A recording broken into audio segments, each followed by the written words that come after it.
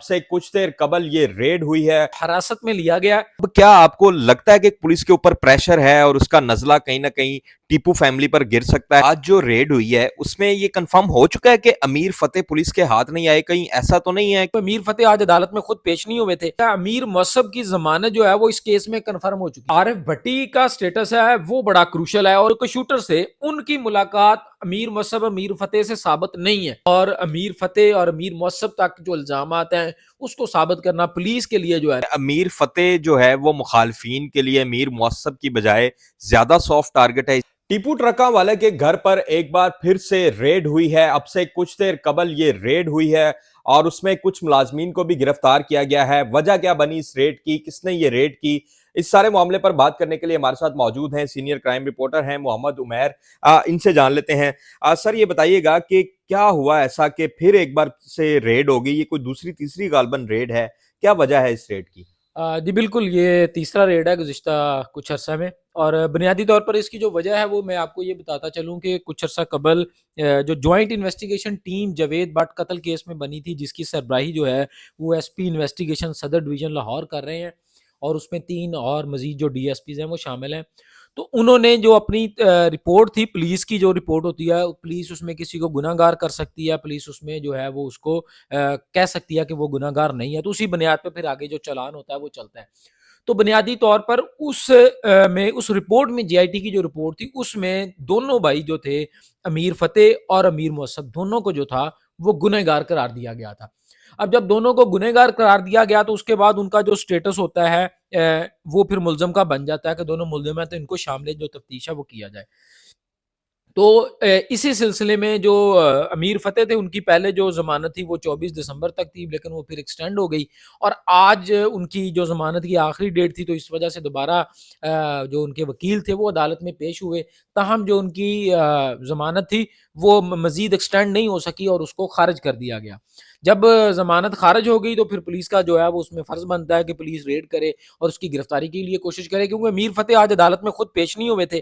तो इस वजह से मौके से भी वो गिरफ्तार नहीं हुए, तो शायद उनको खुद अंदेशा था कि मुझे जो है वो गिरफ्तार किया जा सकता है। तो इसी वजह से वो आज अदालत भी पेश नहीं हुए और फिर आज जब पुलिस ने शाम के वक़्त जो है ये जो उनका डेरा है वहाँ पे रेड किया है और पुलिस राय के मुताबिक जो वहाँ पर जो घर को ताला लगा हुआ था और जो 3 मुलाज़मीन हैं उनको इब्तदाई तौर पर हिरासत में लिया गया ताकि उनसे अमीर फतेह की लोकेशन कि वो कब आए थे, कब गए, कहाँ गए उसके हवाले से जो इन्फॉर्मेशन है उनसे ली जाएगी और 3 जो मुलाज़मीन हैं उनको हिरासत में जो है वो लिया गया है और पुलिस अब उनसे जो है वो अपनी इन्वेस्टिगेशन करेगी। अच्छा उमर भाई ये बताएं कि ये रेड जो हुई है, पहले तो ये बताएं अमीर फतेह का अभी तक क्या स्टेटस है, क्या इन्फॉर्मेशन है? वो आया मुल्क में है, मुल्क में नहीं है? अमीर मौसम कहाँ पे है?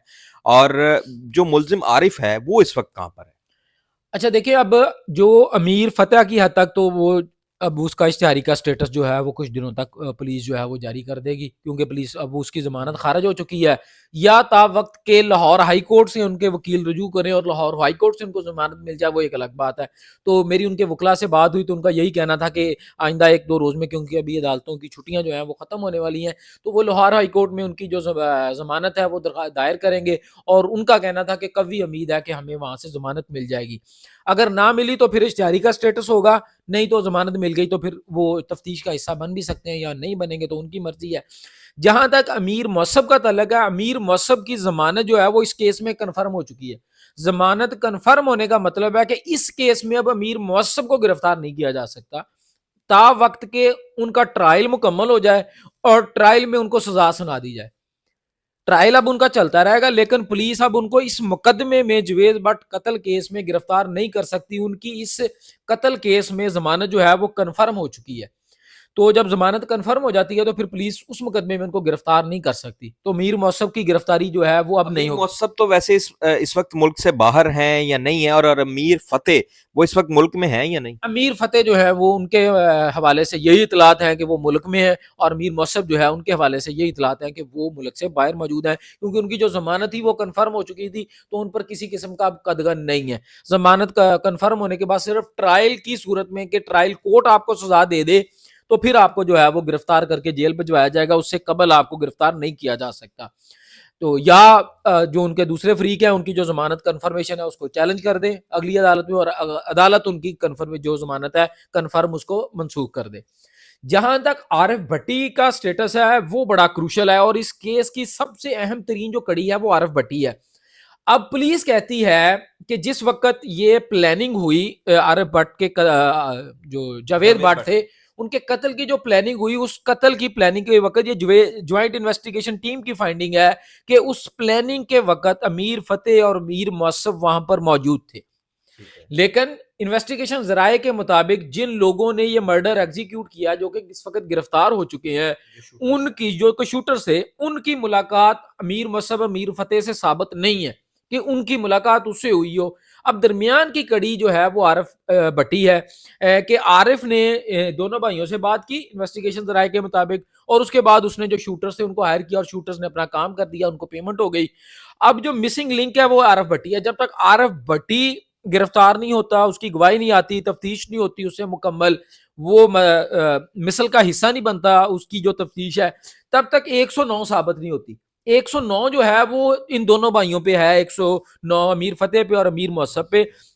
लेकिन उसके लिए आरिफ भट्टी का गिरफ्तार होना जरूरी है कि वो बताएगा कि हाँ जी आरिफ भट्टी से इसने हमें कहा था और मैंने आगे जो है वो एग्जीक्यूट करवाया। अब आरिफ भट्टी जो है वो शुरू दिन से उसकी गिरफ्तारी के लिए पुलिस ने कोशिशें की, केपीके में भी उसकी गिरफ्तारी के लिए जो है वो छापे मारे गए, मरी में भी छापे मारे गए, पुलिस ने उसकी मोबाइल फोन लोकेशन की मदद से मुख्तलिफ जगह पर छापे मारे। लेकिन अभी तक पुलिस इस बात पे श्योर नहीं है कि आरिफ भट्टी जिंदा है या नहीं जिंदा, वो पाकिस्तान में मौजूद है या नहीं मौजूद, वो बाहर जा चुका है या नहीं गया।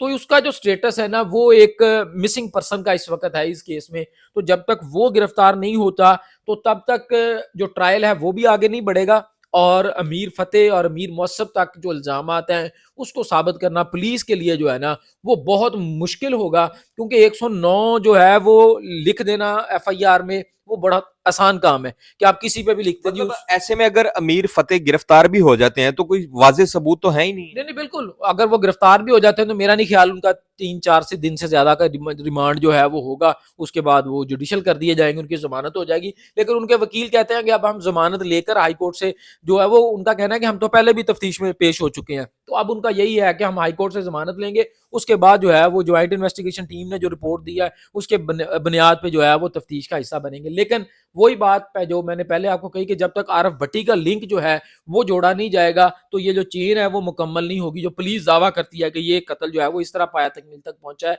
तो आरिफ भट्टी की जी वो जो लिंक है ना वो जब तक मिस है, ये चेन जो है वो मुकम्मल नहीं होगी। जब तक चेन मुकम्मल नहीं होगी तब तक इन दोनों भाइयों को सजा और उनको ट्रायल में किसी किस्म का जो मसले मसाइल है वो मुझे होते हुए नजर नहीं आ अच्छा रहे। उमर भाई, आज जो रेड हुई है उसमें ये कंफर्म हो चुका है कि अमीर फतेह पुलिस के हाथ नहीं आए? कहीं ऐसा तो नहीं है कि पुलिस के पास हाथ में आ गए और फिर जो सीसीडी का काम होता है गिरफ्तारी ना डालना और सरप्राइज दे देना, कहीं ऐसा तो नहीं हो जाएगा, सरप्राइज तो नहीं हो जाएगा? नहीं नहीं, देखिए हमारी इतलात यही है कि अमीर फतेह अपने घर पर मौजूद नहीं थे, क्योंकि उनको पता था कि मामला क्या है, और इतना टाइम काफ़ी होता है इन तरह के लोगों के लिए, क्योंकि दिन तकरीबन 10-11 बजे उनकी ज़मानत जो है वो कैंसिल हुई है, खारिज हुई है। तो उसके बाद जो रेड है वो तकरीबन 4:30-5 बजे के करीब जो रेड था वो हुआ है।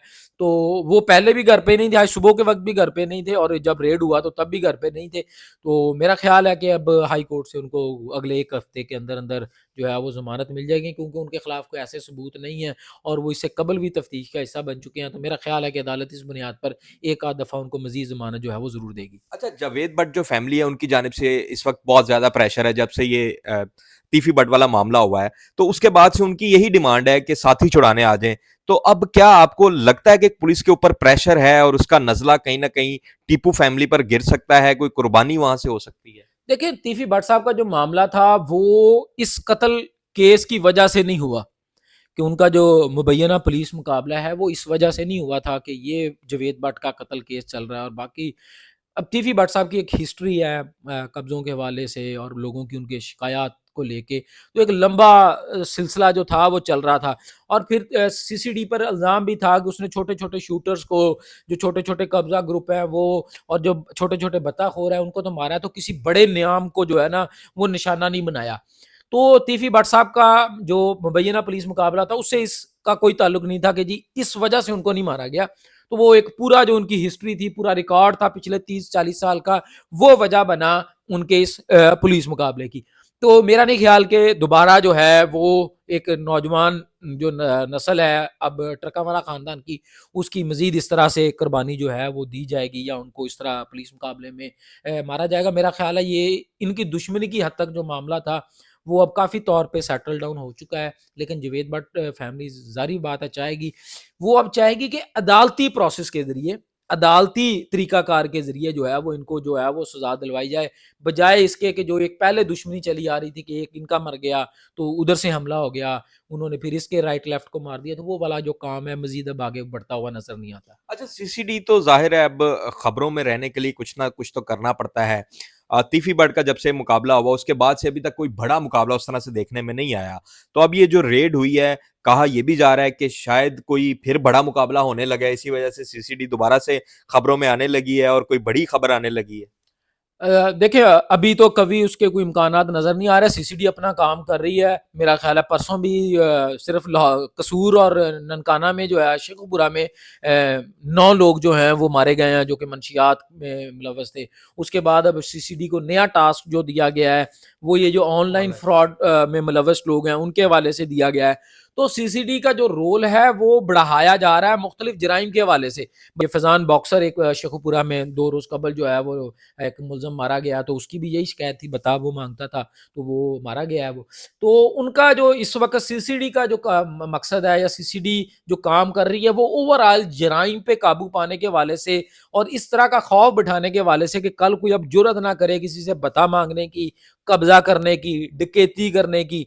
बतौर क्राइम रिपोर्टर हम देखते थे डेली हमारे पास सीसीटीवीज़ आती थी वीडियोज़ डकैतियों की दौरान डकैती कत्ल की। लेकिन अब हमने बड़ा अरसा हो गया लाहौर में। अच्छा, आपके ज़राए और तजर्बा क्या कहता है, क्राइम रिपोर्टिंग करते आपको भी अरसा हो गया है, कि अगर अमीर फतेह पकड़ा जाता है तो क्या इसको जुडिशियल किया जाएगा या साथी छुड़ाने आ जाएंगे, क्या होगा? नहीं, नहीं, साथी छुड़ाने नहीं आएँगे। मैंने आपको पहले बताया कि ये किसी घर की या उनके मुखालफिन की ख्वाहिश तो ज़रूर हो सकती है, लेकिन सीसीडी फ़िलहाल इस वक़्त जो है ना, वो ऐसा कोई काम नहीं करेगी। मैंने आपको पहले भी बताया कि जो तीफ़ी भट्ट वाला मामला था, वो जावेद भट्ट कत्ल केस की वजह से नहीं उनको मारा गया या उनको बलाज की वजह से नहीं मारा गया। वो एक पूरी अंडरवर्ल्ड उनका एक नाम था, दहशत थी उनकी, उनके नाम उनका जाली नाम भी इस्तेमाल करके लोग काम करते थे। तो वो उस पैराए में उनका जो पुलिस मुकाबला है वो हुआ या वो उस हवाले से फैसले हुए। तो अमीर फतेह के हवाले से ऐसे कोई इल्जामात नहीं है कि वो कब्जे कर रहा है या कोई शूटर्स उसने रखे हुए हैं, लोगों को बथा ले रहा है। तो इस किस्म की शिकायत टीपू ट्रकावाला खानदान के हवाले से इस वक्त नहीं है। तो वो इस वजह से मुझे नहीं लगता या मेरा जो तजर्बा है वो ये नहीं कहता कि उनके हवाले से अगर वो कुछ हुआ तो कानून के मुताबिक होगा कि उनका जिस्मानी रिमांड होगा 3-4 दिन का, 5 दिन का या जितना भी पुलिस ले सके। उसके बाद फिर उनको जो है वो जुडिशियल कर दिया जाएगा। ट्रकावाला खानदान की गद्दी तो इस वक्त अमीर मौसब के पास है। अमीर मौसब भी जाहिर है सारे फैसले भी कर रहे होंगे। फिर इस केस में अमीर फतेह को क्यों ज्यादा टारगेट किया जा रहा है?